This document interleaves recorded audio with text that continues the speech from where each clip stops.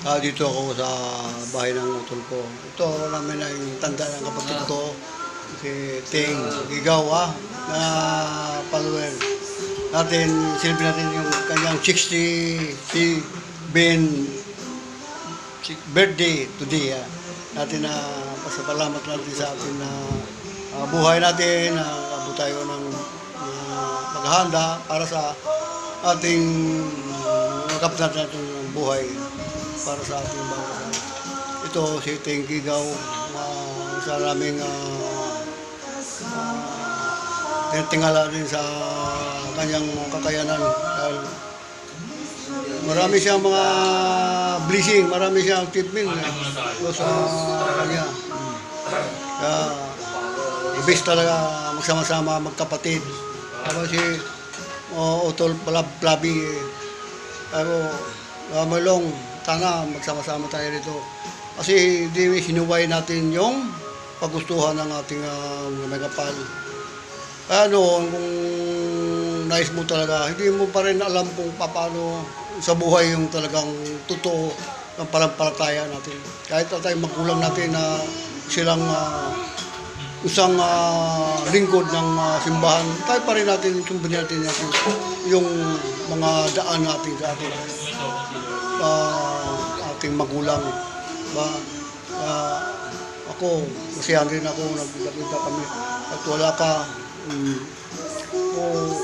Ako lang, mayroon kong mitiin sa buhay na habang tayo namubuhay, mayroon tayo nagagawa. Mayroon tayong pinagmalaki natin sa ating sarili, sa ating pamilya, na tayong ginigiling tayo ng mamamayan na isa tayong lingkod, mamamayan, lingkod bayan o lingkod sa ating mga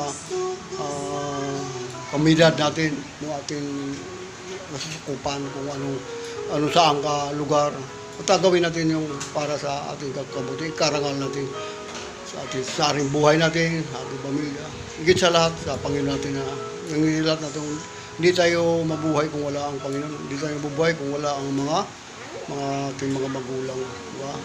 Tandaan natin, tayo maging matanda na rin tayo. At isipin natin yun, kaalagaan natin sa buhay. Pagmalaki natin yung ating pamilya, na sama-sama tayo sa ating tulad ng Christmas party o yung birthday party o yung reunion party sa ating pamilya. Yan ang ating sisikapan nila natin panahon. Sa lahat na nakikilala sa akin sa mga vlogger ko, ito dapat natin kung kayo naman isang bago pa lang ng mga vlogger, bago pa lang tutungo sa FB kung paano mo i-handle yung isang content creator na makikilala sa madla. Kahit na ikaw maliit na content creator, kung ikaw talaga gusto ng madla na sisikat ka, dapat sa atin, ating mga viewer, dapat kayo pumalo at mag-react kung paano yun. Paano mo yung katangian ng tao na malalaman kung paano nakarating ka sa yung karuna kung hindi naman tayo sinusuportahan. Dapat tayo makisama-sama na tayo. Akin ang kakayanan naman sa isang vlogger. Gusto ko yung lingapin ko ang lahat ng mga kailangan. Alam sa akin naman, paano ako makatulong kung wala naman din akong suporta. O saka wala naman akong nakukuhang bayad sa mita, no? Akin naman, nag-excite na ako sa aking pag-vlog. Kasi doon ako tutuwa kung paano ako makilala sa madla. Isa na akong misyonaryo sa buhay ko. Isa missionary.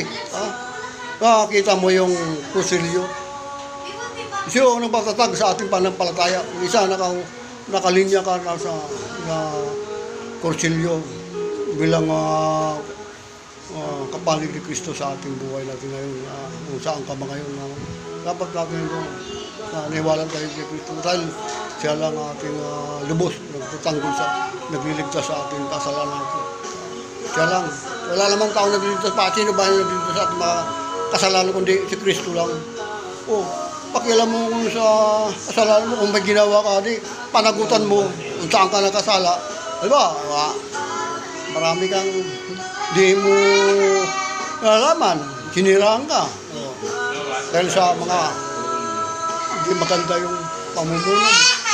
Paraklasan ka na sa kasalanan mong korupsyon. Diba? Okay, tingnan natin kung paano tayo magdala sa ating pahamon sa ating buhay. Diba? So, salamat sa inyong pagpapanood sa aking vlog po. Dating tayo dyan, sama-sama tayo sa aking isa nating panampalataya bilang ikaw ako, isa lang. Isang Diyos mo, isang Diyos. Diyos mo, Diyos ko, isa lang. Jesus Christ, the best. Thank you. Thank you for watching. At God bless sa aking kapatid ko si Titing Kigawa. Salamat.